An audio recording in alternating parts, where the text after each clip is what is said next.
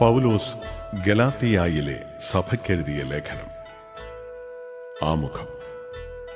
ആധുനിക തുർക്കിയുടെ ഭാഗമാണ് ഏഷ്യ മൈനറിൽ ഗലാത്തിയ എന്നറിയപ്പെടുന്ന റോമൻ പ്രവിശ്യ.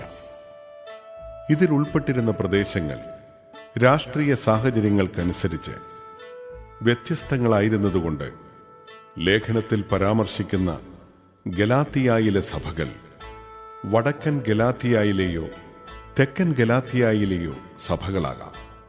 നടപടി പുസ്തകത്തിന്റെ സാക്ഷ്യമനുസരിച്ച് ആദ്യത്തെയും രണ്ടാമത്തെയും പ്രേക്ഷിത യാത്രയ്ക്കിടയിൽ അപ്പസ്തോലൻ തെക്കേ ഗലാത്തിയ സന്ദർശിച്ചു. രണ്ടാം യാത്രയിലും മൂന്നാം യാത്രയിലും വടക്കൻ ഗലാത്തിയായിലൂടെ കടന്നുപോയതായി കാണുന്നു. അദ്ദേഹം സ്ഥാപിച്ച സഭകളിലെ അംഗങ്ങളിൽ ഭൂരിഭാഗം പേരും വിജാതീയ ക്രിസ്ത്യാനികളായിരുന്നു.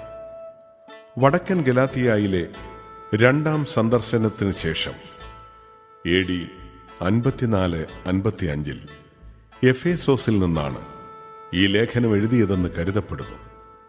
ക്രിസ്തുവിലൂടെ ദൈവം സകലർക്കുമായി നൽകിയ രക്ഷയുടെ സുവിശേഷം ഗലാത്തിയായിലെ സമൂഹത്തോട് പ്രഘോഷിച്ചതിന്റെ ഫലമായി സ്ഥാപിക്കപ്പെട്ട സഭകൾ പിൽക്കാലത്ത് യഹൂദ ക്രിസ്ത്യാനികൾ സന്ദർശിക്കുകയും മറ്റൊരു സുവിശേഷം അവരെ അറിയിക്കുകയും ചെയ്തു. പരിച്ഛേദനവാദികളുടെ പക്ഷപ്രകാരം പൗലോസ് ഗലാത്തിയായിൽ ഒരു ഭാഗിക സുവിശേഷമാണ് അറിയിച്ചത്. അതായത്, രക്ഷ പ്രാപിക്കണമെങ്കിൽ മോശയുടെ നിയമാനുഷ്ഠാനവും തിരുനാളുകളുടെ ആചരണവും നിയമപ്രകാരമുള്ള ഭക്ഷണക്രമവും പാലിക്കാൻ നിബന്ധനയില്ലാത്ത ഒരു സുവിശേഷം. ഈ പശ്ചാത്തലത്തിലാണ് വിജാതീയ ക്രൈസ്തവർ ഭൂരിഭാഗമായിരുന്ന സഭകളോട് യഥാർത്ഥ സുവിശേഷത്തിന്റെ ആന്തരാർത്ഥങ്ങൾ വാദമുഖങ്ങളായി അവതരിപ്പിക്കുന്നത്. യഥാർത്ഥ സുവിശേഷത്തിൽ നിന്ന് ഗലാത്തിയായിലെ സമൂഹം വ്യതിചലിച്ചതിനാൽ ക്ഷുഭിതനാണ് പൗലോസ്. അതിനാൽ സാധാരണ കത്തുകളിൽ കണ്ടുവരുന്ന കൃതജ്ഞതാ പ്രകാശനം ഈ കത്തിലില്ല. പകരം ഒരു വാക്യത്തിൽ ദൈവത്തിന് മഹത്വമർപ്പിക്കുന്നു. ദൈവിക നിയോഗമായി ലഭിച്ച അപ്പസ്തോലിക സ്ഥാനം, ദൈവികമായ സുവിശേഷം, അതിനനുസൃതമായ അപ്പസ്തോലന്റെ ദൈവവിളിയും ജീവിത മാതൃകയും, ദൈവപുത്ര സ്ഥാനത്തിന്റെ സുവിശേഷം, അതിനനുസൃതവും ക്രിസ്തു കേന്ദ്രീകൃതവും അരൂപിയാൽ നയിക്കപ്പെടുന്നതുമായ ക്രൈസ്തവ ജീവിതം, സ്നേഹത്തിന്റെ കൽപ്പന പൂർത്തിയാക്കുന്ന സമൂഹ ജീവിതം എന്നിവയെല്ലാം ഈ കത്തിന്റെ പ്രതിപാദന വിഷയങ്ങളാണ്.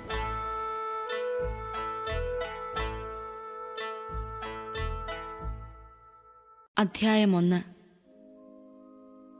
മനുഷ്യരിൽ നിന്നോ മനുഷ്യൻ മുഖേനയോ അല്ല, യേശുക്രിസ്തു മുഖേനയും അവനെ മരിച്ചവരിൽ നിന്ന് ഉയർപ്പിച്ച പിതാവ് മുഖേനയും അപ്പസ്തോലനായിരിക്കുന്ന പൗലോസായ ഞാനും എന്നോടുകൂടിയുള്ള എല്ലാ സഹോദരരും ഗലാത്തിയായിലെ സഭകൾക്ക് എഴുതുന്നത്, നമ്മുടെ പിതാവായ ദൈവത്തിൽ നിന്നും കർത്താവായ യേശുക്രിസ്തുവിൽ നിന്നും നിങ്ങൾക്ക് കൃപയും സമാധാനവും.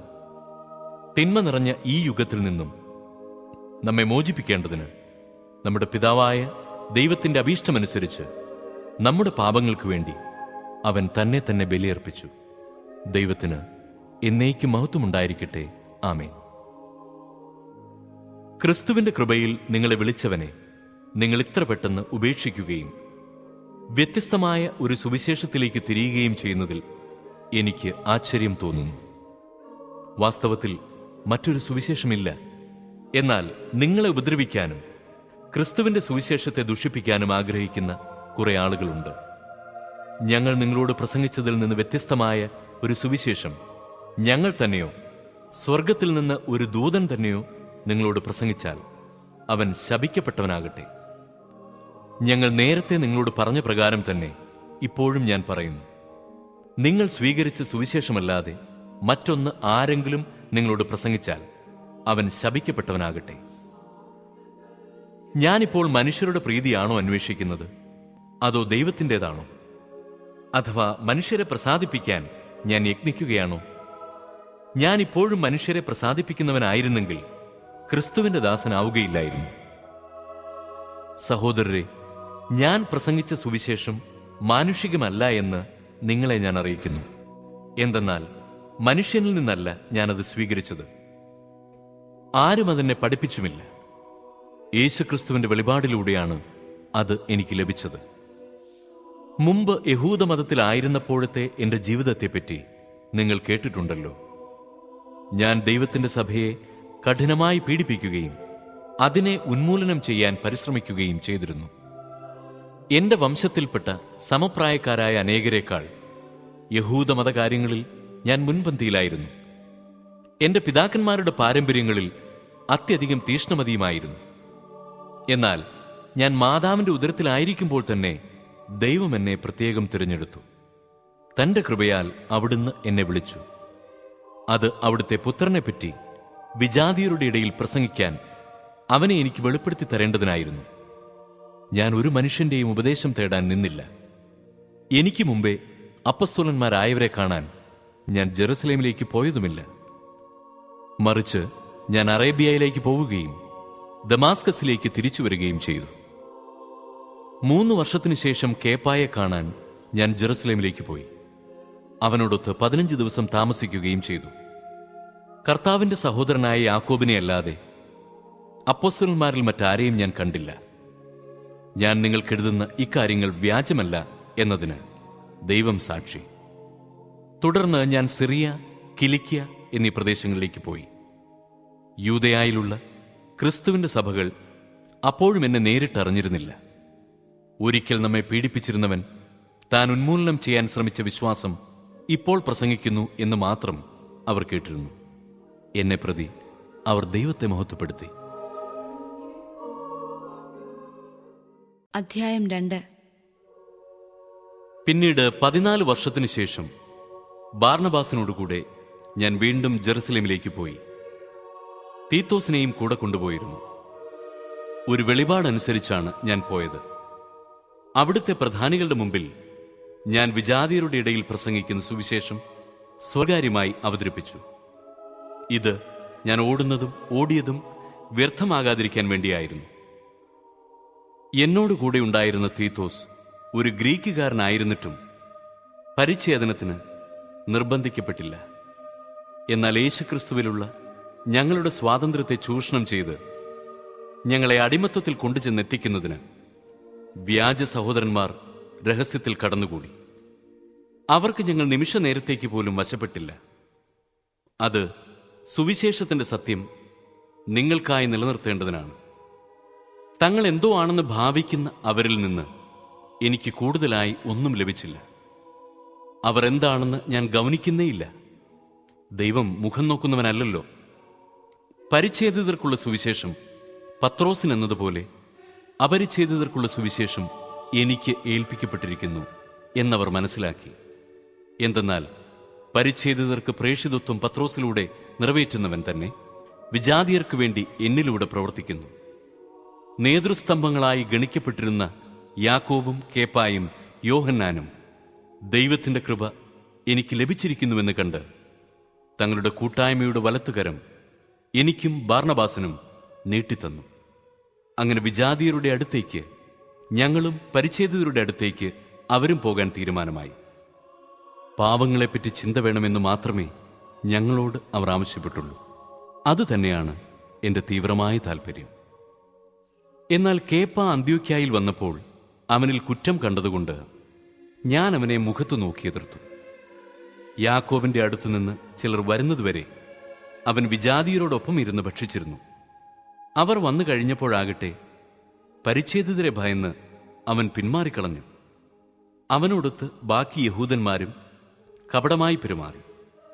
അവരുടെ കാപട്യത്താൽ ബാർണബാസ് പോലും വഴിതെറ്റിക്കപ്പെട്ടു.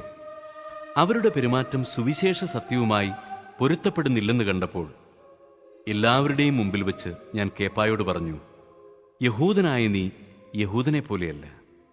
വിജാതീയനെ പോലെയാണ് ജീവിക്കുന്നതെങ്കിൽ യഹൂദരെ പോലെ ജീവിക്കാൻ വിജാതീയരെ പ്രേരിപ്പിക്കുന്നതിന് നിനക്കെങ്ങനെ സാധിക്കും? നാം തന്നെ യഹൂദനായി ജനിച്ചവരാണ്, വിജാതീയരിലെ പാപികളായിട്ടല്ല. എന്നിരിക്കലും നിയമത്തിന്റെ അനുഷ്ഠാനത്തിലൂടെയല്ല, യേശുക്രിസ്തുവിലുള്ള വിശ്വാസത്തിലൂടെയാണ് ഒരുവൻ നീതീകരിക്കപ്പെടുന്നതെന്ന് നമുക്കറിയാം. നിയമാനുഷ്ഠാനം വഴിയല്ല, ക്രിസ്തുവിലുള്ള വിശ്വാസം വഴി നീതീകരിക്കപ്പെടേണ്ടതിനാണ് നാം തന്നെയും യേശു ക്രിസ്തുവിൽ വിശ്വസിച്ചത്. എന്തെന്നാൽ നിയമാനുഷ്ഠാനം വഴി ഒരുവനും നീതീകരിക്കപ്പെടുകയില്ല. എന്നാൽ ക്രിസ്തുവിൽ നീതീകരിക്കപ്പെടാനുള്ള പരിശ്രമത്തിൽ തന്നെ നമ്മൾ പാപികളായി കാണപ്പെട്ടുവെങ്കിൽ ക്രിസ്തു പാപത്തിന്റെ ശുശ്രൂഷകനാണോ? തീർച്ചയായുമല്ല. ഞാൻ നശിപ്പിച്ചവ ഞാൻ തന്നെ വീണ്ടും പണിതുയർത്തുന്നുവെങ്കിൽ ഞാൻ അതിക്രമം കാണിക്കുകയാണ്. എന്തെന്നാൽ ദൈവത്തിനായി ജീവിക്കേണ്ടതിന് ഞാൻ നിയമത്തിലൂടെ നിയമത്തിന് മൃതനായി. ഞാൻ ക്രിസ്തുവിനോടുകൂടെ ക്രൂശിതനായിരിക്കുന്നു. ഇനിമേൽ ഞാനല്ല ജീവിക്കുന്നത്, ക്രിസ്തുവാണ് എന്നിൽ ജീവിക്കുന്നത്. എൻ്റെ ഇപ്പോഴത്തെ ഐഹിക ജീവിതം എന്നെ സ്നേഹിക്കുകയും എനിക്ക് വേണ്ടി തന്നെ തന്നെ ബലിയർപ്പിക്കുകയും ചെയ്ത ദൈവപുത്രനിൽ വിശ്വസിച്ചുകൊണ്ടുള്ള ജീവിതമാണ്. ദൈവത്തിൻ്റെ കൃപ ഞാൻ നിരാകരിക്കുന്നില്ല. നിയമത്തിലൂടെയാണ് നീതി കൈവരുന്നതെങ്കിൽ ക്രിസ്തുവിൻ്റെ മരണത്തിന് നീതീകരണമൊന്നുമില്ല.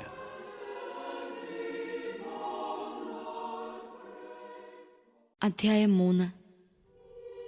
ഭോഷന്മാരായ ഗലാത്യക്കാരെ, യേശുക്രിസ്തു നിങ്ങളുടെ കൺമുമ്പിൽ ക്രൂശിതനായി ചിത്രീകരിക്കപ്പെട്ടിരിക്കെ നിങ്ങളെ ആരാണ് ആഭിചാരം ചെയ്തത്? ഇതുമാത്രം നിങ്ങളിൽ നിന്നറിയാൻ ഞാൻ ആഗ്രഹിക്കുന്നു. നിങ്ങൾ ആത്മാവിനെ സ്വീകരിച്ചത് നിയമത്തിന്റെ അനുഷ്ഠാനത്താലോ അതോ വിശ്വാസത്തിന്റെ അനുസരണം നിങ്ങളോട് പ്രഘോഷിക്കപ്പെട്ടത് വിശ്വസിച്ചതുകൊണ്ടോ?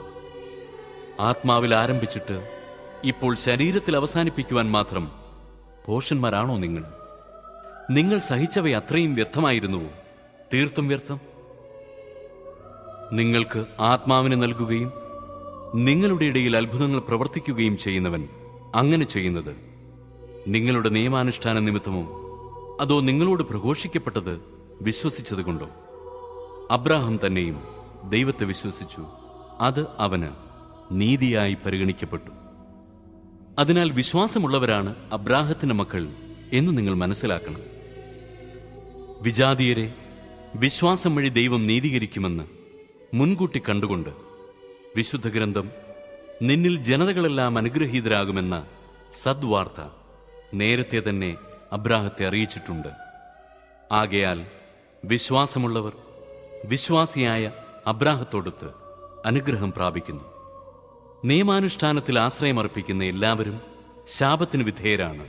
എന്തെന്നാൽ ഇപ്രകാരം എഴുതപ്പെട്ടിരിക്കുന്നു: നിയമഗ്രന്ഥത്തിൽ എഴുതപ്പെട്ടിരിക്കുന്നതെല്ലാം അനുസരിക്കാതെയും പ്രവർത്തിക്കാതെയും ഇരിക്കുന്നവൻ ശപിക്കപ്പെട്ടവനാണ്. ഒരുവനും ദൈവസന്നിധിയിൽ നിയമം വഴി നീതീകരിക്കപ്പെടുന്നില്ല എന്ന് വ്യക്തമാണ്. എന്തെന്നാൽ നീതിമാൻ വിശ്വാസം വഴിയാണ് ജീവിക്കുക. നിയമത്തിന്റെ അടിസ്ഥാനം വിശ്വാസമല്ല. എന്തെന്നാൽ അവ അനുഷ്ഠിക്കുന്നവൻ അവ വഴി ജീവിക്കും. ക്രിസ്തു നമ്മെ പ്രതി ശപിക്കപ്പെട്ടവനായി തീർന്നുകൊണ്ട് നിയമത്തിന്റെ ശാപത്തിൽ നിന്ന് നമ്മെ രക്ഷിച്ചു. എന്തെന്നാൽ മരത്തിൽ തൂക്കപ്പെടുന്നവൻ ശപിക്കപ്പെട്ടവനാണ് എന്നെഴുതിയിരിക്കുന്നു. അബ്രാഹത്തിന് ലഭിച്ച അനുഗ്രഹം യേശുക്രിസ്തു വഴി വിജാതീയരിലേക്കും വ്യാപിക്കേണ്ടതിനും ആത്മാവിന്റെ വാഗ്ദാനം വിശ്വാസം വഴി നമ്മൾ പ്രാപിക്കേണ്ടതിനുമാണ് ഇപ്രകാരം സംഭവിച്ചത്. സഹോദരരെ, മനുഷ്യ സാധാരണമായ ഒരു ഉദാഹരണം പറഞ്ഞാൽ, ഒരുവന്റെ ഉടമ്പടി ഒരിക്കൽ സ്ഥിരീകരിച്ചതിനു ശേഷം ആരും അത് അസാധുവാക്കുകയോ അതിലെന്തെങ്കിലും കൂട്ടിച്ചേർക്കുകയോ ചെയ്യാറില്ല. വാഗ്ദാനങ്ങൾ ലഭിച്ചത് അബ്രാഹത്തിനും അവന്റെ സന്തതിക്കുമായിട്ടാണ്. പലരെ ഉദ്ദേശിച്ച് സന്തതികൾക്ക് എന്ന് അതിൽ പറഞ്ഞിട്ടില്ല. പ്രത്യുത ഒരുവനെ ഉദ്ദേശിച്ച് നിന്റെ സന്തതിക്ക് എന്നാണ് പറഞ്ഞിരിക്കുന്നത്. അത് ക്രിസ്തുവിനെ ഉദ്ദേശിച്ചാണ്. ഞാൻ പറയുന്നത് ഇതാണ്: 430 വർഷങ്ങൾക്ക് ശേഷം നിലവിൽ വന്ന നിയമം ദൈവം പണ്ട് തന്നെ സ്ഥിരീകരിച്ച ഉടമ്പടിയെ, വാഗ്ദാനത്തെ നീക്കിക്കളയത്തക്ക വിധം അസാധുവാക്കുകയില്ല. എന്തെന്നാൽ പാരമ്പര്യാവകാശം നിയമത്തിൽ നിന്നാണ് ലഭിക്കുന്നതെങ്കിൽ അതൊരിക്കലും വാഗ്ദാനത്തിൽ നിന്നായിരിക്കുകയില്ല. എന്നാൽ ദൈവം അബ്രാഹത്തിന് അത് നൽകിയത് വാഗ്ദാനം വഴിയാണ്. പിന്നെന്തിനാണ് നിയമം? വാഗ്ദാനം സിദ്ധിച്ചവന് സന്തതി ലഭിക്കുന്നതുവരെ പാപങ്ങൾ നിമിത്തം നിയമം നൽകപ്പെട്ടു. ദൈവദൂതന്മാർ വഴി ഒരു മധ്യവർത്തിയിലൂടെ അത് വിളംബരം ചെയ്യപ്പെട്ടു.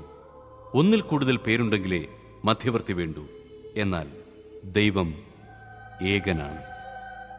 അങ്ങനെയെങ്കിൽ നിയമം ദൈവത്തിന്റെ വാഗ്ദാനങ്ങൾക്ക് വിരുദ്ധമാണോ? ഒരിക്കലുമല്ല. എന്തെന്നാൽ ജീവദായകമായ ഒരു നിയമം നിലവിലുണ്ടായിരുന്നെങ്കിൽ നീതി തീർച്ചയായും ആ നിയമം വഴി ഉണ്ടാകുമായിരുന്നു. എന്നാൽ യേശുക്രിസ്തുവിലുള്ള വിശ്വാസം വഴി വിശ്വാസികൾ വാഗ്ദാനം പ്രാപിക്കേണ്ടതിന് എല്ലാവരും പാപത്തിന് അധീനരാണെന്ന് വിശുദ്ധ ഗ്രന്ഥം പ്രഖ്യാപിച്ചു. വിശ്വാസം ആവിർഭവിക്കുന്നതിന് മുമ്പ് നമ്മൾ നിയമത്തിന്റെ കാവലിലായിരുന്നു. വിശ്വാസം വെളിപ്പെടുന്നതുവരെ നിയന്ത്രണാധീനരായി കഴിയുകയും ചെയ്തു. തന്നിമിത്തം നമ്മൾ വിശ്വാസത്താൽ നീതീകരിക്കപ്പെടേണ്ടതിന് ക്രിസ്തുവിന്റെ ആഗമനം വരെ നിയമം നമ്മുടെ പാലകനായിരുന്നു. ഇപ്പോഴാകട്ടെ വിശ്വാസം സമാഗതമായ നിലയ്ക്ക് നമ്മൾ പാലകന് അധീനരല്ല. യേശുക്രിസ്തുവിലുള്ള വിശ്വാസം വഴി നിങ്ങളെല്ലാവരും ദൈവപുത്രന്മാരാണ്. ക്രിസ്തുവിനോട് ഐക്യപ്പെടാൻ വേണ്ടി സ്നാനം സ്വീകരിച്ചിരിക്കുന്ന നിങ്ങളെല്ലാവരും ക്രിസ്തുവിനെ ധരിച്ചിരിക്കുന്നു. യഹൂദനെന്നോ ഗ്രീക്കുകാരനെന്നോ അടിമയെന്നോ സ്വതന്ത്രനെന്നോ പുരുഷനെന്നോ സ്ത്രീയെന്നോ വ്യത്യാസമില്ല. നിങ്ങളെല്ലാവരും യേശുക്രിസ്തുവിൽ ഒന്നാണ്. നിങ്ങൾ ക്രിസ്തുവിനുള്ളവരാണെങ്കിൽ അബ്രാഹത്തിന്റെ സന്തതികളാണ്, വാഗ്ദാനമനുസരിച്ചുള്ള അവകാശികളുമാണ്.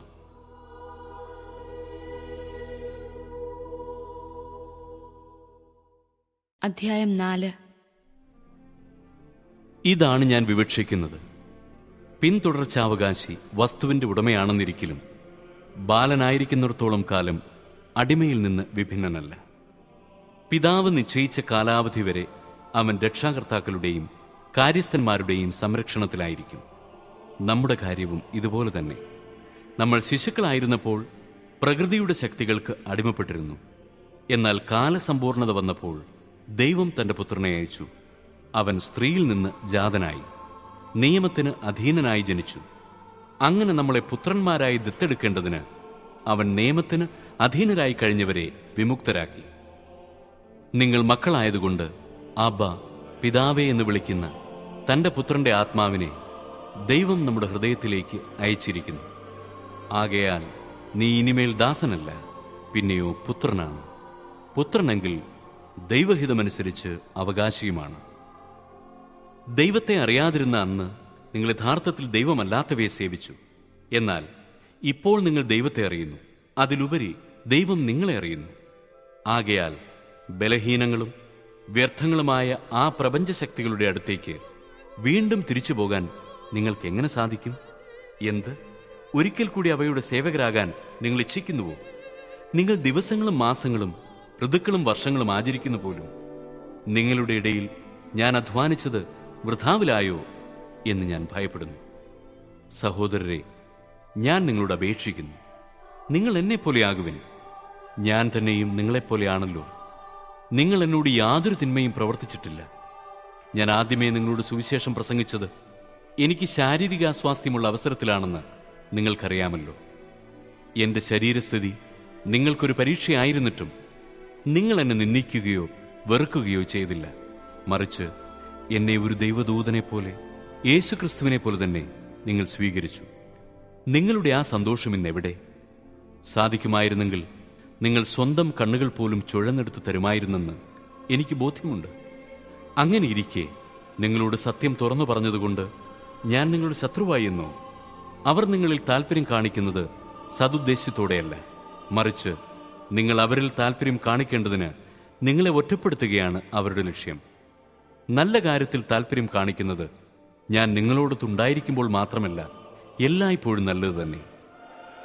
എന്റെ കുഞ്ഞുമക്കളെ, ക്രിസ്തു നിങ്ങളിൽ രൂപപ്പെടുന്നതുവരെ വീണ്ടും ഞാൻ നിങ്ങൾക്ക് വേണ്ടി ഈറ്റുനോവ് അനുഭവിക്കുന്നു. ഇപ്പോൾ നിങ്ങളുടെ ഇടയിൽ സന്നിഹിതനായിരിക്കാനും എൻ്റെ സംസാര രീതി തന്നെ മാറ്റാനും സാധിച്ചിരുന്നെങ്കിൽ എന്ന് ഞാൻ ആഗ്രഹിക്കുന്നു. എന്തെന്നാൽ നിങ്ങളെക്കുറിച്ച് ഞാൻ അസ്വസ്ഥനാണ്. നിയമത്തിന് വിധേയരായിരിക്കാൻ അഭിലഷിക്കുന്ന നിങ്ങൾ എന്നോട് പറയുവിൻ, നിങ്ങൾ നിയമം അനുസരിക്കുകയില്ലേ? എന്തെന്നാൽ ഇപ്രകാരം എഴുതപ്പെട്ടിരിക്കുന്നു, അബ്രാഹത്തിന് 2 പുത്രന്മാരുണ്ടായിരുന്നു. ഒരുവൻ ദാസിയിൽ നിന്ന്, ഇതരൻ സ്വതന്ത്രയിൽ നിന്ന്. ദാസിയുടെ പുത്രൻ ശാരീരിക രീതിയിലും സ്വതന്ത്രയുടെ പുത്രൻ വാഗ്ദാനപ്രകാരവും ജനിച്ചു. ആലങ്കാരികമായി പറഞ്ഞാൽ ഈ സ്ത്രീകൾ 2 ഉടമ്പടികളാണ്. ഒരുവൾ സീനായ് മലയിൽ നിന്നുള്ളവൾ. അവൾ ദാസ്യവൃത്തിക്കായി മക്കളെ ജനിപ്പിക്കുന്നു. അവളാണ് ഹാഗാർ. ഹാഗാർ അറേബ്യയിലെ സീനായ് മലയാണ്. അവൾ ഇന്നത്തെ ജെറുസലേമിന്റെ പ്രതീകമത്രേ. എന്തെന്നാൽ അവൾ തന്റെ മക്കളോടൊത്ത് ദാസ്യവൃത്തി ചെയ്യുന്നു. എന്നാൽ സ്വർഗീയ ജെറുസലേം സ്വതന്ത്രയാണ്. അവളാണ് നമ്മുടെ അമ്മ. എന്തുകൊണ്ടെന്നാൽ ഇപ്രകാരം എഴുതപ്പെട്ടിരിക്കുന്നു: അല്ലയോ പ്രസവിക്കാത്ത വന്ധ്യേ, നീ ആഹ്ലാദിക്കുക, പ്രസവവേദന അനുഭവിക്കാത്ത നീ ആനന്ദിച്ച് ആർപ്പു വിളിക്കുക. എന്തെന്നാൽ ഭർത്തൃമതിക്കുള്ളതിനേക്കാൾ കൂടുതൽ മക്കൾ പരിത്യക്തയ്ക്കാണുള്ളത്. സഹോദരരെ, നമ്മളാകട്ടെ ഇസഹാക്കിനെ പോലെ വാഗ്ദാനത്തിന്റെ മക്കളാണ്.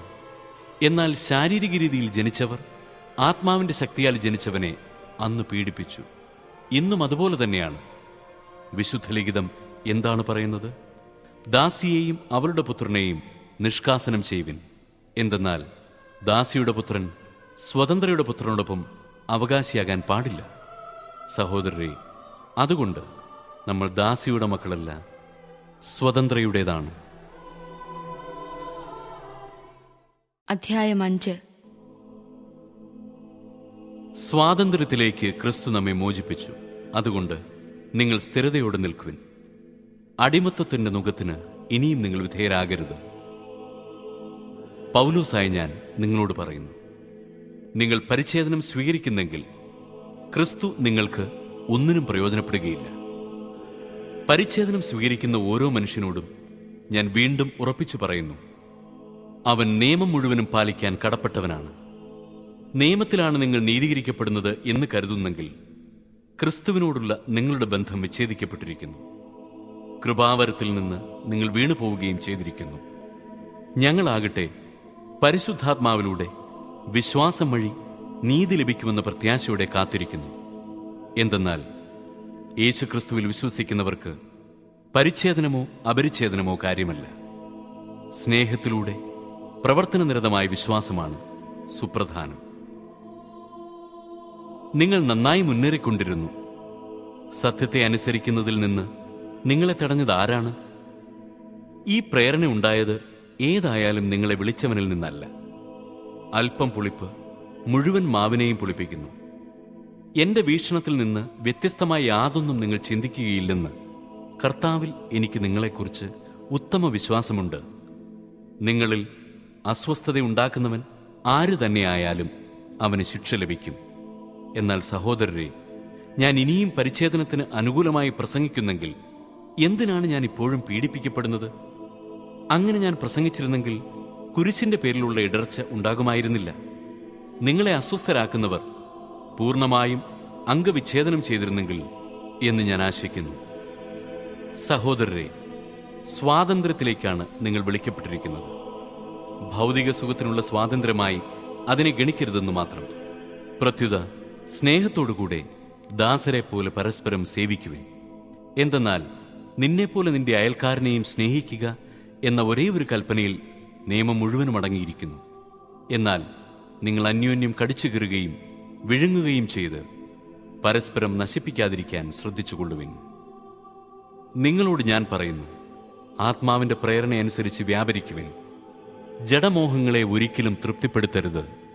എന്തെന്നാൽ ജഡമോഹങ്ങൾ ആത്മാവിന് എതിരാണ്. ആത്മാവിന്റെ അഭിലാഷങ്ങൾ ജഡത്തിനുമെതിരാണ്. അവ പരസ്പരം എതിർക്കുന്നത് നിമിത്തം ആഗ്രഹിക്കുന്നത് പ്രവർത്തിക്കാൻ നിങ്ങൾക്ക് സാധിക്കാതെ വരുന്നു. ആത്മാവ് നിങ്ങളെ നയിക്കുന്നെങ്കിൽ നിങ്ങൾ നിയമത്തിന് കീഴല്ല. ജഡത്തിന്റെ വ്യാപാരങ്ങൾ എല്ലാവർക്കും അറിയാം.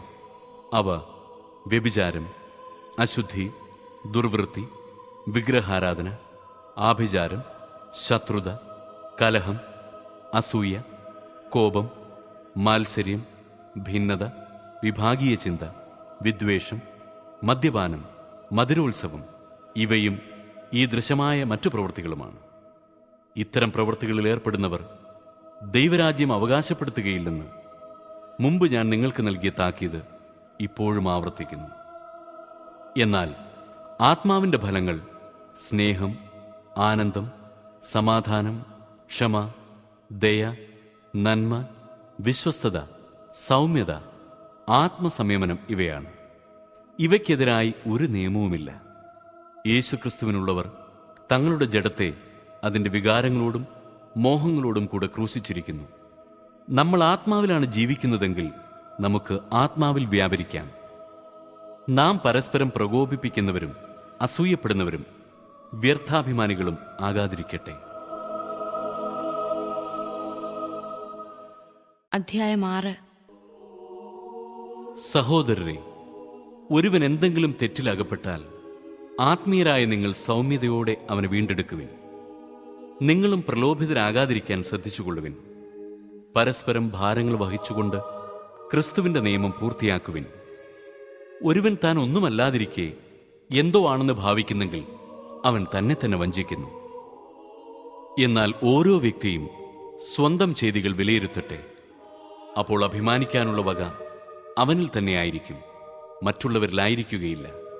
എന്തെന്നാൽ ഓരോരുത്തരും സ്വന്തം ഭാരം വഹിച്ചേ മതിയാവൂ. വചനം പഠിക്കുന്നവൻ തനിക്കുള്ള എല്ലാ നല്ല വസ്തുക്കളുടെയും പങ്ക് തന്റെ അധ്യാപകന് നൽകണം. നിങ്ങൾക്ക് വ്യാമോഹം വേണ്ട. ദൈവത്തെ കബളിപ്പിക്കാനാവില്ല. മനുഷ്യൻ വിതയ്ക്കുന്നത് തന്നെ കൊയ്യും. എന്തെന്നാൽ സ്വന്തം ജഡത്തിനായി വിതയ്ക്കുന്നവൻ ജഡത്തിൽ നിന്ന് നാശം കൊയ്തെടുക്കും.